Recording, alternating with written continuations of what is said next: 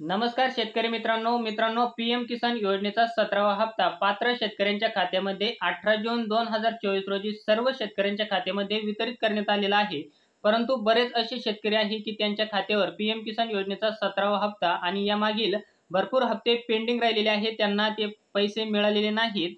तर मित्रांनो, ज्या शेतकऱ्यांना हे पैसे मिळालेले नाही तर त्यांनी आपलं स्टेटस चेक करायचं आहे। आपलं स्टेटस हे तुम्ही तुमच्या मोबाईलवरून सुद्धा चेक करू शकता। पीएम किसान योजनेच्या साईटवर जायचं आहे आणि त्या ठिकाणी आपलं स्टेटस चेक करायचं आहे।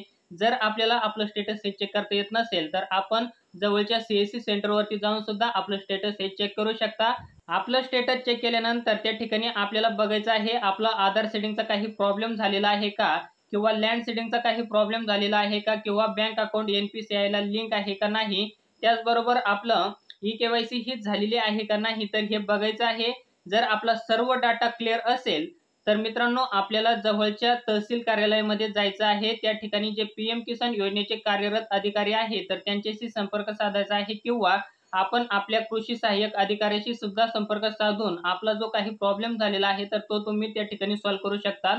जर मित्रांनो तुमचं सर्व डाटा क्लिअर असेल, लँड सेटिंग यस असेल, किंवा तुमचं आधार सेटिंग यस असेल, किंवा बँक अकाउंट तुमचं एनपीसीआय ला लिंक असेल, किंवा तुमची ई-केवायसी झालेली असेल, तरी सुद्धा तुम्हाला पैसे ही मिळत नसतील तर तुम्ही तुमच्या जे कृषी सहाय्यक अधिकारी आहेत तर त्यांच्याशी संपर्क साधायचा आहे। तर त्या ठिकाणी ते जे डॉक्युमेंट तुम्हाला मागतील तर ते डॉक्युमेंट त्यांना द्यायचे आहे। त्यानंतर तुमच्या पीएम किसान योजनेचे जे काही हप्ते तुमचे पेंडिंग राहिलेले आहेत तर ते तुमच्या खात्यावर जमा केले जातील। तर मित्रांनो, तुम्हाला जर हा छोटासा व्हिडिओ आवडला असेल तर चॅनलला लाईक, शेअर, सबस्क्राईब नक्की करा। पुन्हा भेटूया अशाच एका नवीन व्हिडिओमध्ये। तोपर्यंत धन्यवाद मित्रांनो। जय हिंद, जय महाराष्ट्र।